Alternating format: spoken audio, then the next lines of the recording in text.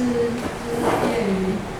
清华大学，就是以前的教育大学，然后艺术与设计学系，然后大概是2020年的时候在这边驻村的艺术家，然后今天主要就是来分享大概这2年的时间到底做了什么事情，然后中间有没有一度想要放弃创作去找其他的工作，或者是怎么样坚持下来的这样子，这2年到底玩了哪些事情这样？好，那先大概介绍一下我的作品，其实在研究所毕业之前都是偏向于比较传统的这个水墨创作，然后研究所毕业之后，终于把这个论文交出去了，然后可以让自己的脉络重新归零，然后重新想一些新的想要做的事情，然后不用再按照自己原本想要规划的这个方向前进。所以那时候，我记得我第一个做的突破应该就是开始申请驻村，然后那时候刚毕业的时候申请到的是金门的驻村，然后之后刚好有机会可以就是很幸运的申请到了铁道艺术村的驻村，就是在前年的时候。然后铁道艺术村驻村结束之后，刚好有机会，那时候因为台北国际艺术村这边因为疫情的关系，所以他们新增了一个叫做文化平权的驻村计划。然后那一年刚好就是去年的时候，刚好有机会到了这个国际艺术村那边去驻村了大概2到3个月的时间。然后因此创作了接下来的这一系列的作品。那这一系列的作品应该也是偏向今天主要分享的这个主题。然后这个主题其实叫做共生。然后我是利用了一些大大小小的球体原型，来代表就是每个人现在这个世界上的一个个体。然后他们远看好像都是一颗球，一颗圆形，然后都是白色的。可是近看你会发现，它其实好像每一个球体里面的材质，包括那些材质纤维的堆叠，甚至是里面的颜色都会不同这样子。好像在形容就是世界上每一个生物都没办法，就是一个人就是单完全的生存，独立生存这样子。那这里刚好就是呼应到了，就是我们在国际艺术村那边的时候的这个展览的主题叫做无语。因为其实，在文化平权那时候申请的时候没有想那么多，但申请上了之后就开始想，到底什么是文化平权？对，我们可能听过性别平权，然后听过一些可能无障碍的平权等等，但是好像很少听到的是所谓的文化平权。后来我们才，甚至是到了驻村当下之后，开始跟一起驻村的朋友开始讨论，才慢慢好像了解到文化平权这件事情，不代表是仅仅设限在可能性别或者是障碍，或者是你的障别等等，甚至是一些你所谓的思想，所谓的一些更灵活的空间的上面的一个平权的存在这样子。所以我记得我们在这个展览叫做无语，是我刚好与另外一位艺术家，他的作品是探讨的是这个关于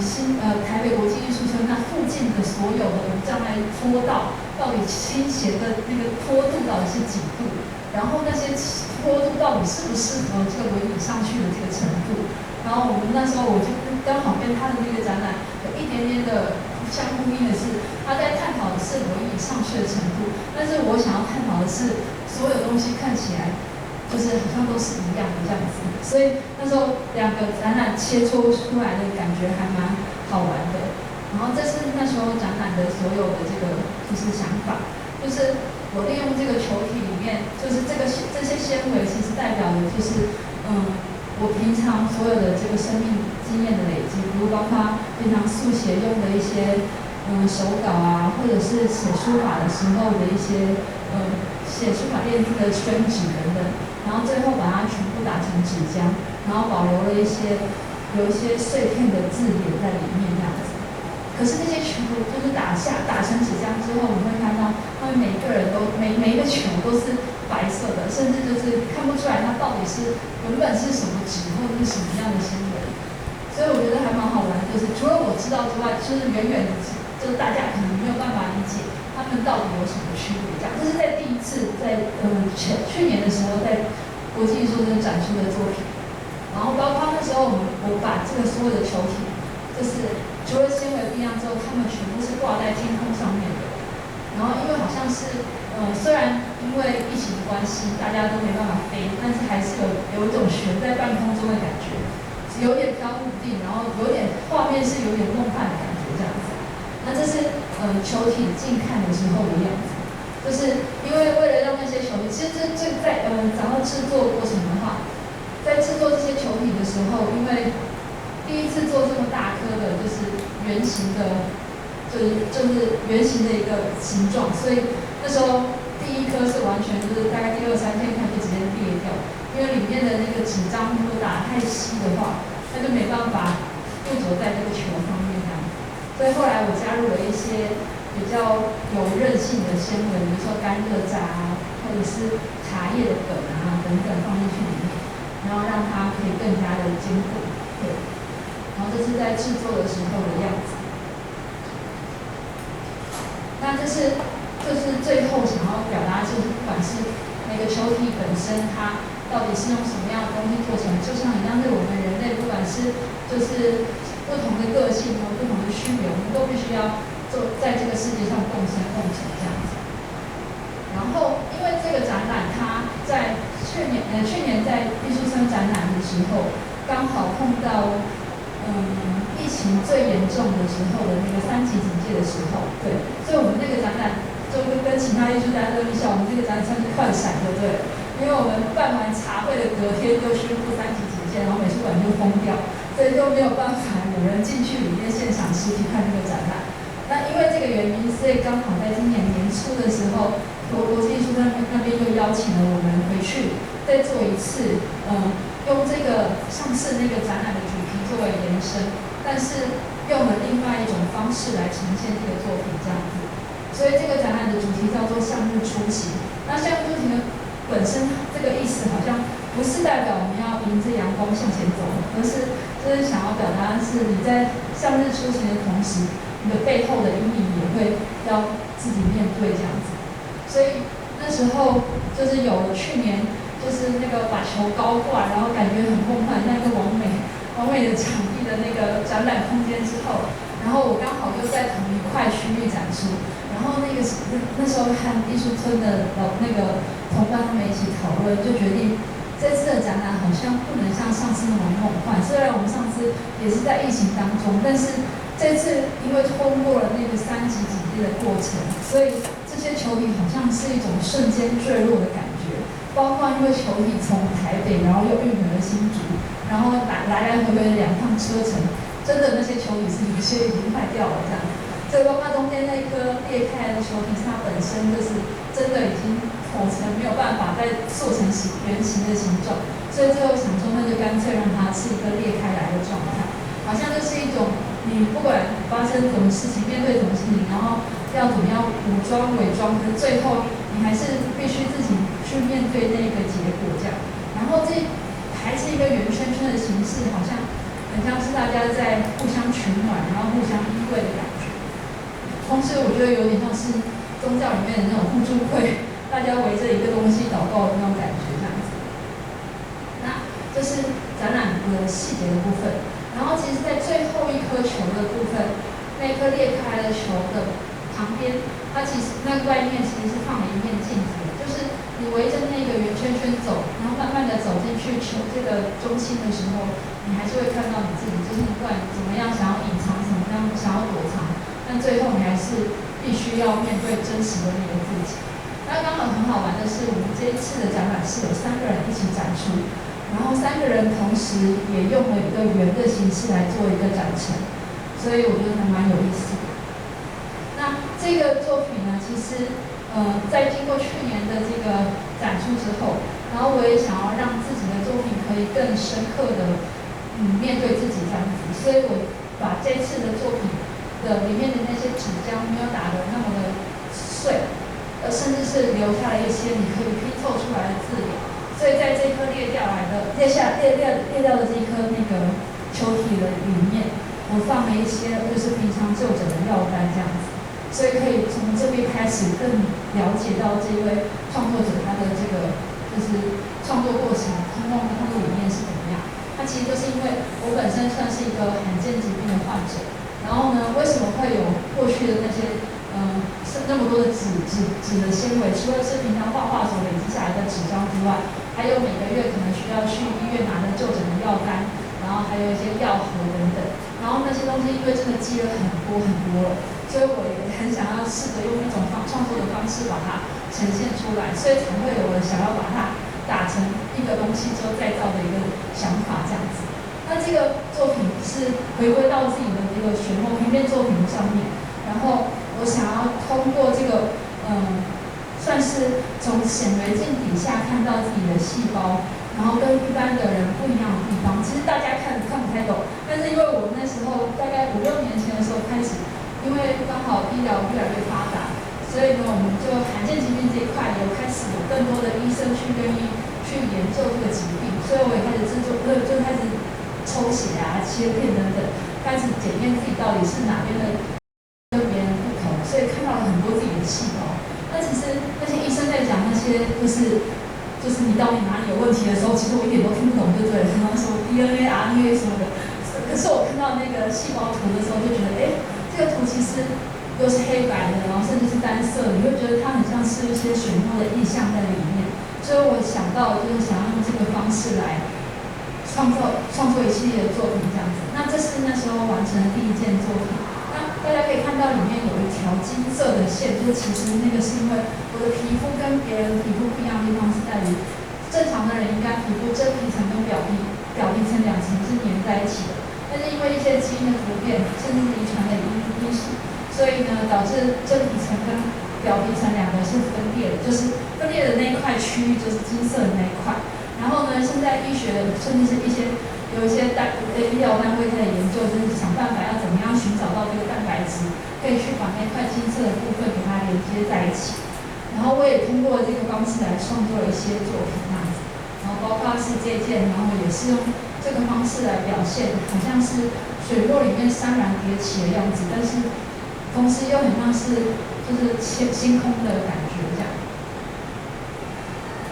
后来我把这些作品画到我绢布上面去，因为绢布算是一个我比较熟悉的一个创作媒材。然后那些细胞在里面的时候，很像是就是很像是它必须要不断的反复的完成，很像是这个绢布的一个媒材的这个表现，甚至是这个绣框，因为这个绣框它本身好像就在古代的时候就是女红，她们不断通过反复的这个。就是反复的手势啊，反复的动作来完成的作品，所以我觉得自己的作品这一部分也很像是，就是可以试着用这种方式来呈现，好像就是必须要通过反复的验证，然后了解、理解，才可以知道自己到底就是这个作品的意义在哪里这样子。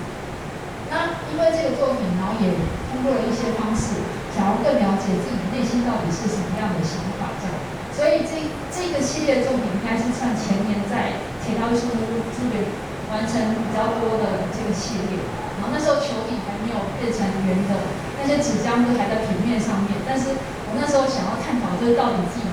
刚毕业，然后还能做什么这样子。所以我把一些很浑很琐碎的一些笔法，然后用不同的形式来表达出来。所以这系列有点像是一个自我矛盾的过程这样。好，那刚刚提到的这个罕见疾病，可以稍微跟大家简单的介绍一下。就是这个疾病，它其实就叫做泡泡龙，不是玩游戏那个泡泡龙。然后不知道大家有没有听过，就是它其实算是就是你皮肤比一般人还要特别还要脆弱这样子。然后小的时候可能常常就会受伤等等。然后现在因为刚好就是年纪也慢慢变大，然后脸上看不太出来，但是其他的伤口还是蛮多的。那这是我们其他病友的比较严重的状态，可能有些重度的，可能已经到了手部已经黏膜萎缩成一个像哆啦 A 梦的球这样子，哆啦 A 梦的手这样子。对，那也因为这个原因，所以在前年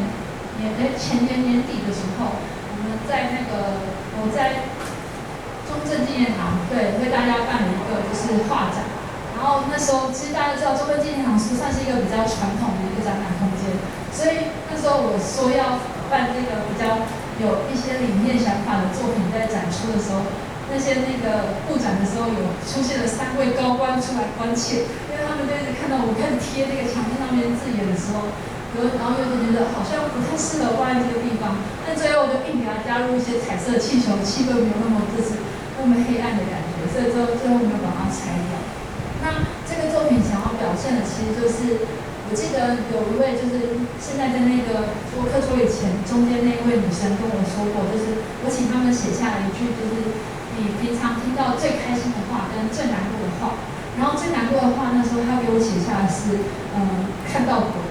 然后我那时候当下想要回他的其实是，我不是想要说你最害怕的事情。然后后来忽然理解到是，不是说他害怕鬼，而是他被别人说过他看到鬼，就是看到他像看到鬼这样子。所以有时候觉得好像我们不经意的一个眼神或者一句话，反而是那些会比自己身上的疼痛的伤口，或者是一些受到的一些身体上面的伤害，还要来得更沉重这样子。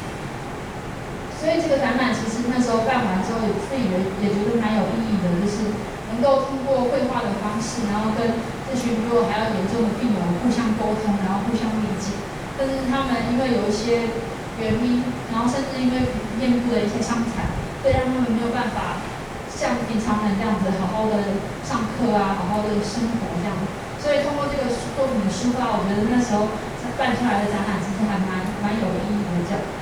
就好像是你会说，好像那些过不去的事情都会过去，但是其实在当下的时候，我们会知道这是过不去的，对。所以那因为也有上面的这些机会，所以让我有机会可以在今年年初的时候，到了这个成大医学院去办了一个展览。其实这个展览作品是跟台北国际艺术村的作品类似，然后所以那时候作品已经连续出现2次，我有稍微的跟成大学校那边讲说，要不要考虑换些作品，但他们就是觉得，因为这些作品非常符合这个他们医学上面的一些研究的发展，所以呢，就决定一定要把这些作品展过去。那其实所以这次展览的理念那些等等，和之前的作品比较相似，但是可以分享是比较好玩，在布展的过程当中，大家可以看到我们在挂这颗半颗圆形的球，然后因为学校很多工读生嘛，那这些工读生都相对我而言都是高材生，对不对？就是成大医学院的学生来帮忙挂这个爬梯子挂球，然后除了很害怕他们跌倒之外，挂到这颗球的时候，他们突然拿出纸张，开始跟我算怎么样子的角度跟距离，那个线挂在哪一个位置，他的球可以刚好是平的，不会歪歪斜斜的。我说这没有很重要，其实挂起来就好了，对。所以其实还跟不同的创作者，就是跟不同的人一起合作工作，我觉得也蛮有意义的这样。然后最后因为成大不知道大家有没有去过，他们有在校园里面有一棵成大的一个国泰树，然后我也把它用水墨的方式画好之后，输出成一个大的就是墙面贴在他们的学校里面这样。那这些过程其实还蛮好玩的，对。然后这是我在研究所时候的作品，大家可以稍微看一下。我本来没有想要放这些作品，但是就是我记得在2年前吧，就是2年前的时候，刚好有机会去参加那个黄子佼的节目的采访。那时候大概已经事隔快10年没有把这些作品拿出来，然后看出来就觉得，好像其实那时候画的也没有到很差，但是为什么会有一段时间不愿意看那些作品，然后很想要急着想要跳脱完全写实的这一块，然后去努力的在自己不太熟悉的领域里面强加，然后这是透过这2年的时间，好像才慢慢的找到一个比较舒适的创作方式来，就是用这些方式来继续的延伸创作这一块。所以其实，在驻村上面，我觉得得到了很多的，就是启发，就是因为驻村的环境不同，加上遇见的人不同。我记得我们在铁道艺术村，铁道艺术村，还有那个国际艺术村的时候，也认识了很多的朋友。然后在国际艺术村的时候，我们经过了一个线上的沟通。那线上沟通那一次刚好是在我们布展完的隔一天，所以呢，忽然出现了一群大家的前一天还是灰头土脸在那边半夜在那边想说我们到底要怎么样呈现自己的展览，可是隔天出来大家人模人样开始直播，然后就是最后忍不住的告诉大家说，其实我们昨天不是长这样子，昨天大家都不知道几天没洗头，然后还在发愁自己的作品到底该怎么样呈现。所以我觉得这是一个很好玩的过程，同时也觉得好像艺术创作者他必须要有一点这个就是自虐的倾向，就是你虽然那个过程非常痛苦、非常煎熬，但是看到自己的作品好像呈现的还不错，然后又会觉得好像这次的作品又可以有哪些新的改变，然后又会想要开始想下一个阶段的作品要怎么样发展这样子。对，所以这是大概就是这个不断反复创作过程中所得到的一些体验，可以跟大家分享。大概就是这样子。谢谢大家。